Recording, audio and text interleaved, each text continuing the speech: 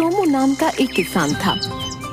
उसने अपनी जमीन पर महाजन से रुपये उधार लिए थे, पर फसल बर्बाद होने के कारण वो रुपये वापस नहीं दे पा रहा था। कर्ज चुकाने के लिए उसने अपने बैल तक बेच दिए थे। भैया, मैंने अपने बैलों को बच्चों की तरह रखा है, इनका अच्छे से ध्यान रखना। भैया, अभी मैं इनकी आधी कीमत ही दे पाऊंगा, आधे रुपए अगले महीने ले लेना। भैया, मुझे अभी रुपयों की बहुत जरूरत है, इसीलिए तो बैल बेचे। अच्छा, तो ऐसा करो, तुम मेरी अंगूठी रख लो, ये मेरी माँ की आखिरी निशानी है, पर तुम इसे रख लो, जब मैं रुपए वापस करूं तो दे देना। नहीं नहीं भैया, रहने दो, तुम्हारी हालत तो मुझसे भी खराब है। अगर मैंने मजबूरी में तुम्हारी ये अमानत बेच दी तो ऊपर वाले को क्या मुंह दिखाऊंगा। तुम मुझे रुपए अगले महीने दे देना। वैसे भी इन रुपयों से मैं महाजन के पूरे रुपए नहीं चुका पाऊंगा। ऐसे में दो आदमी का परेशान होना ठीक नहीं। तुम तो चैन की सांस लो। और ये बोलकर सोमू वहाँ से चला गया। महाजन ने बुलवाया है, उसके रुपयों का इंतजाम तो हो नहीं पाया। समझ नहीं आ रहा कि उसे क्या कहूँ। तुमने इस बुधवार तक रुपए सूद समेत वापस करने के लिए कहा था। चलो लाओ मेरे रुपए, आज बुधवार है। आप तो जानते हैं, इस बार मेरी बेमौसम की बरसात के कारण फसल बर्बाद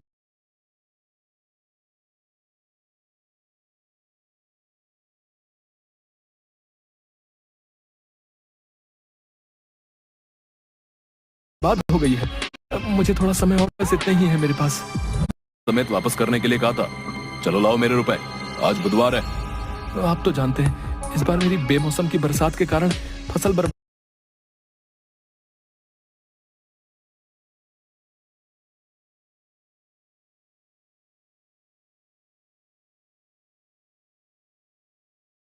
इस बार मेरी बेमौसम। तुम तो चैन की सांस लो। और ये बोलकर सोमू फसल बर्बाद हो गई है, इसलिए मैं रुपयों का इंतजाम नहीं कर पाया। अभी बस इतना ही है मेरे पास। बस 2000? अभी तो पूरे 5000 बाकी है। मुझे मेरे रुपए हर हाल में चाहिए, समझे? मुझे थोड़ा समय और दे दो। आप तो जानते हो कि मेरे इतने बुरे दिन पहले कभी नहीं आए। ठीक है, तुम आदमी अच्छे हो तो तुमको 1 सप्ताह और दे देता हूँ, पर अगर इस बार भी मेरे रुपए नहीं दिए तो ठीक नहीं होगा। सोमू हाँ में सिर हिलाकर वहाँ से चला गया और बिल्कुल उदास मन से अपने घर की तरफ चलता गया। 4 दिन बाद सोमू के घर पर उसकी पत्नी आंगन में लगे नल के नीचे बर्तन साफ करते हुए। तुम सुनो, क्या सोमू का घर यही है? बाहर बुलाओ उसे। जी हाँ, ये उन्हीं का घर है। क्या बात हो गई? आप लोग कौन हैं? हम महाजन के आदमी हैं, समझी? बोल देना अपने बिरजुआ को कि 3 दिन दिए हैं महाजन ने, पैसे लौटा दे या अपनी जमीन और घर, समझी ना? उसके बाद बेचारी उदास मन से सोमू का इंतजार करने लगी। कुछ देर में सोमू घर आया। सुनिए, महाजन का आदमी आया था, कहकर गया है कि अगर 3 दिन में रुपये वापस नहीं किए तो महाजन जमीन और घर पर कब्जा कर लेगा। 3 दिन में रुपए? यहाँ तो खाने के लाले पड़े हैं। सुनिए, आप उस आदमी से रुपये वापस मांग लो जिसे पिछले साल दिए थे। नहीं, शमशेर से किस मुंह से रुपए वापस मांगू? उस आदमी ने अनजान होकर भी मुझे बीमारी में अपने घर में रखा, मेरी सेवा की, ध्यान रखा। वो नहीं होता तो शायद आज मैं तुम्हारे सामने नहीं होता। तुम्हें पता भी नहीं चलता मेरे साथ क्या हुआ है।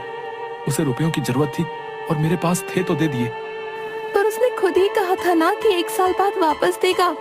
आप अभी ले आइए, फिर जब आपके पास हो तो देखिए, एक बार मांगने में क्या हर्ज है। ठीक है, मैं कोशिश करता हूँ, पर अगर नहीं देगा तो जबरदस्ती नहीं करूँगा। सोमू दूसरे गांव में शमशेर के घर के लिए निकल पड़ा और कुछ देर चलने के बाद वहां जा पहुंचा। सोमू ने शमशेर के घर पहुंचकर दरवाजा खटखटाया। हाँ भैया, बोलो, क्या बात है? कुछ मांगने आए हो तो बाद में आना, अभी मेरे पास बहुत काम है। उसने जोर से दरवाजा बंद कर दिया। मैं इस औरत को भिखारी लग रहा हूँ। हे राम, मेरी हालत ऐसी हो गई है। फिर उसने खुद को देखा। हे राम, कुर्ता फट गया है। फिर उसने दोनों हाथों से कुर्ते को थोड़ा नीचे किया। दोबारा दरवाजा खटखटाता हूँ। अरे, तुम फिर आ गए।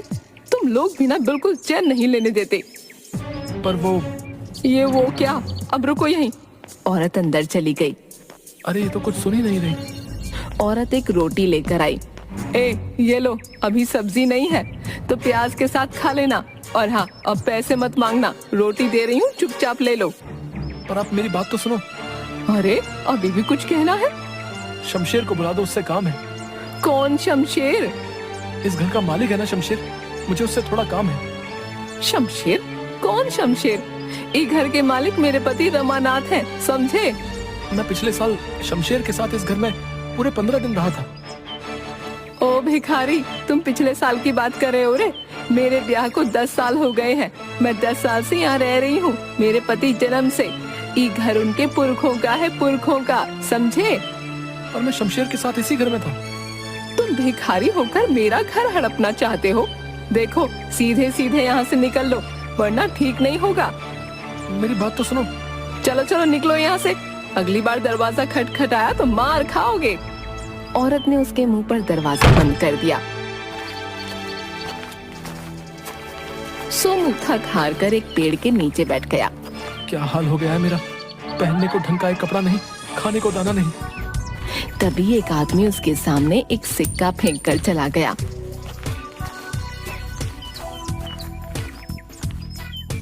शायद सच्ची में मैं भिखारी लग रहा हूँ।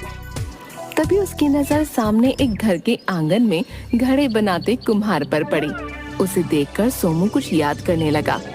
सोमू सड़क पर चक्कर खाकर गिर गया।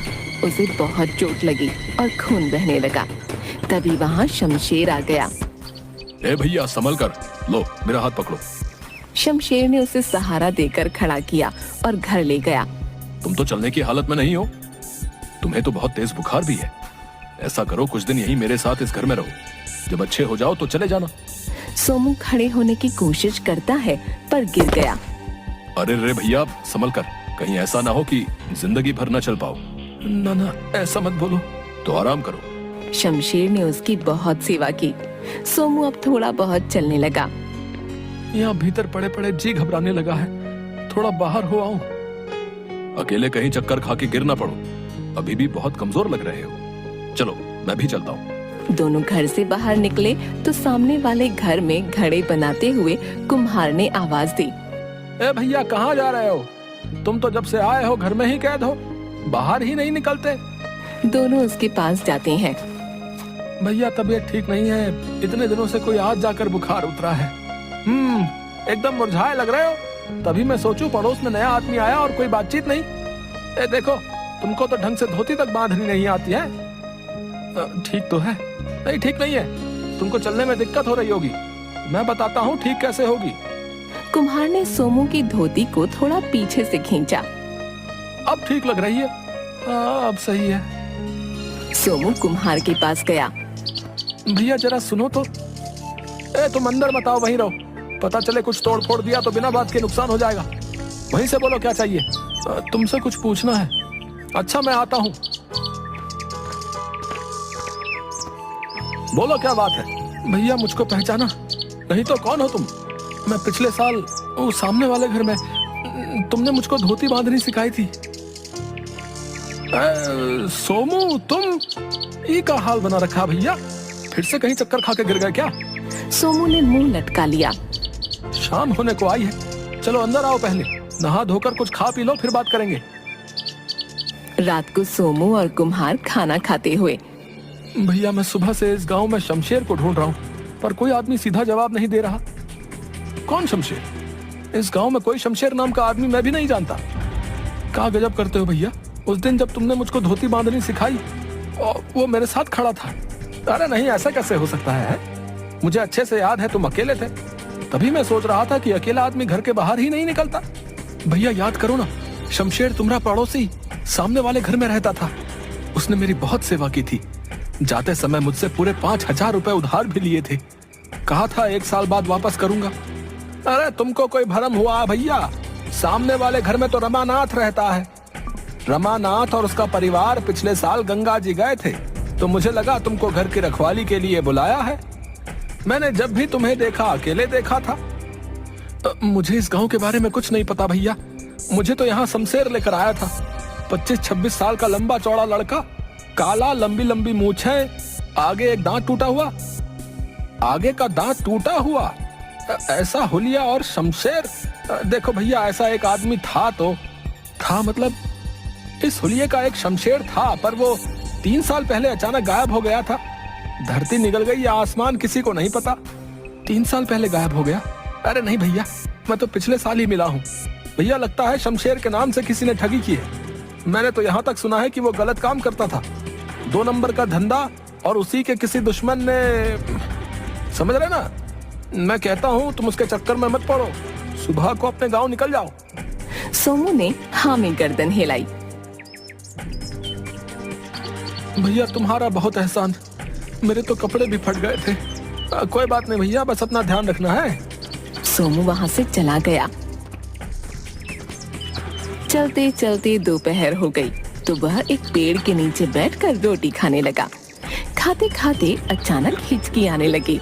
उसने सामने की तरफ देखा। सामने पेड़ के पीछे से कोई झांक रहा था। ये कौन है? अरे ये तो शमशेर है। सोमू सब कुछ छोड़कर उसी ओर भागने लगा। दोनों भागने लगे, आगे आगे शमशेर और पीछे बिरजू। सोमू उसके पीछे भागते हुए जंगल में पहुंच गया कि अचानक वो पत्थर से टकरा गया। रुक बहरूपिये, मेरे रुपए वापस कर। शमशेर भाग गया। एक बार हाथ तो लग, छोड़ूंगा नहीं। सोमू आगे की ओर बढ़ गया, तभी उसे झील के पास शमशेर दिख गया। शमशेर उसे देखकर भागने लगा। सोमू उसके पीछे भागने लगा। आगे केवल एक दरवाजा लगा हुआ था। शमशेर उसके गोल गोल भागने लगा और सोमू भी। ये का फालतू दरवाजा खड़ा कर दिया यहाँ। शमशेर दिखते ही उसने उसके पैरों की ओर डंडी फेंकी। वो शमशेर की धोती में फंस गई और शमशेर दरवाजे से टकरा गया। अब आया ऊँट हाथ में। बहरूपिये सबको पागल बनाता है। उसने इधर उधर देखा, शमशेर कहीं नहीं दिखा। कहाँ गायब हो गया? अरे अभी तो दरवाजे से टकराया। अरे मेरे रुपए तो दे देता, मैं बेघर हो जाऊंगा। हाय, ये क्या हो रहा है मेरे साथ? तभी दरवाजा जोर से हिलने लगा और उसमें चिपका हुआ शमशेर दिखा और गायब हो गया। सोमू घबरा गया। ए भैया, मैंने तुम्हारी जान बचाई थी, आज तुम्हारी बारी है। इस दरवाजे को उठाकर नदी में बहा दो। क्यों? मैं सब बताऊंगा। पहले ये दरवाजे को पानी में बहाओ, वरना मैं मर जाऊंगा। कहीं मुझे कुछ, अगर शमशेर उस समय मेरा ध्यान नहीं रखता तो मैं पिछले साल ही मर गया होता। मेरे रुपयों से बड़ा इसका एहसान है। सोमू ने दरवाजे को हाथ लगाया और हटा लिया। ये दरवाजे में से कुछ चुभ रहा है। उसने फिर हिम्मत करके दरवाजे को उठाया और नदी में बहा दिया। जैसे ही दरवाजा नदी में डूबा, शमशेर सोमू के सामने प्रकट हो गया। ये क्या माजरा है? भैया मैं तुमको सब बताता हूँ। पहले मैं बहुत लालची था। हमारे यहाँ एक बाबा जी आए थे। वो दरवाजे वाली जगह पर ध्यान लगा कर बैठे थे। ओ बाबा जी, मेरा एक काम कर दो। बोलो बेटा। वो रमानाथ आपको बहुत मानता है, उसे समझाओ कि अपना पुश्तैनी मकान मुझे बेच दे। बेटा, मैं सन्यासी हूँ, इन सांसारिक कामों में नहीं पड़ता। देखो बाबा, मुझे वो घर हर कीमत पर चाहिए। मैं उसके साथ जोर जबरदस्ती नहीं कर सकता, क्योंकि पूरा गांव उसके साथ है। वो आपका कहा नहीं टालता, तो ये काम आपको करना पड़ेगा। वरना क्या? जहां बैठे हो वहां से कभी उठ नहीं पाओगे। आप मुझे जानते नहीं हो। बेटा, तुम स्वार्थ में अंधे हो गए हो, सुधर जाओ। अरे मुझे सुधरने को कहता है? कहकर उसने बाबा को पकड़ना चाहा, परंतु बाबा ने एक फूंक मारी और शमशेर दरवाजे में परिवर्तित हो गया। अरे ये क्या हो गया? मेरा दम घुट रहा है। बाबा, बाबा, बाबा माफी, बाबा, बाबा माफी। तुम्हारे बाप का